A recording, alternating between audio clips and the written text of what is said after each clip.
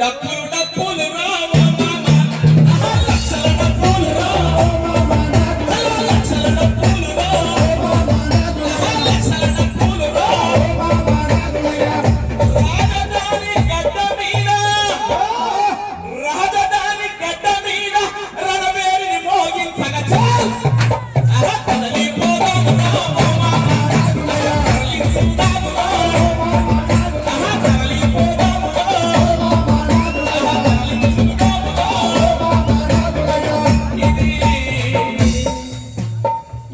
మందకృష్ణ పిలుపురా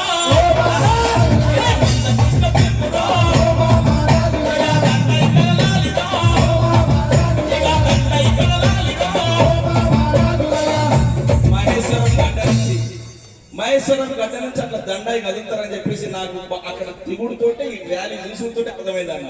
ఎంత ఉత్సాహమే.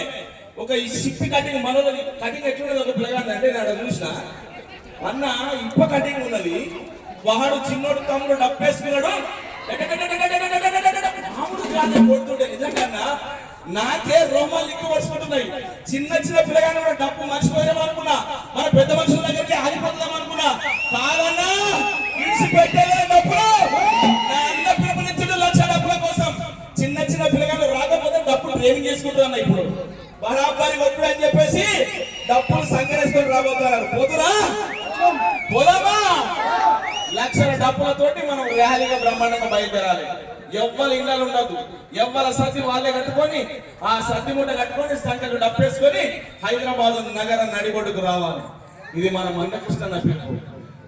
30 సంవత్సరాల తెలంగాణ, 30 సంవత్సరాల ఈ గడ్డ మీద మానవ జాతి కోసం జెండా పెట్టి దండోరా జెండా బట్టి పోరాడుతా ఉన్నాడు అన్న. ఈ 30 రోజుల సమయంలో మనమందరం చూస్తా ఉన్నాం.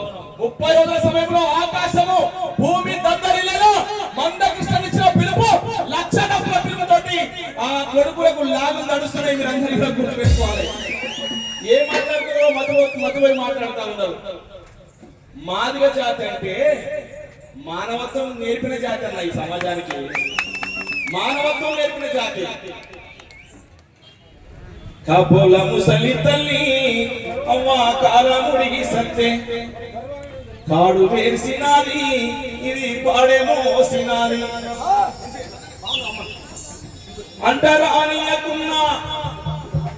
ఓ పగల చచ్చిపోతే కూడా నా మాదిగత లేడుస్తుంది.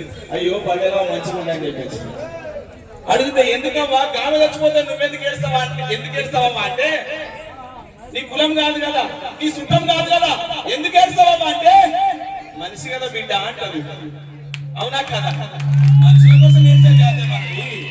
కాపోల ముసలి తల్లి అవ్వ కాలముడిగి సత్తే కాడు వేసినాది పాడేమోసినాది అంటారు అనియకున్న కంట నీరు పెట్టినాది. తరువు ఇది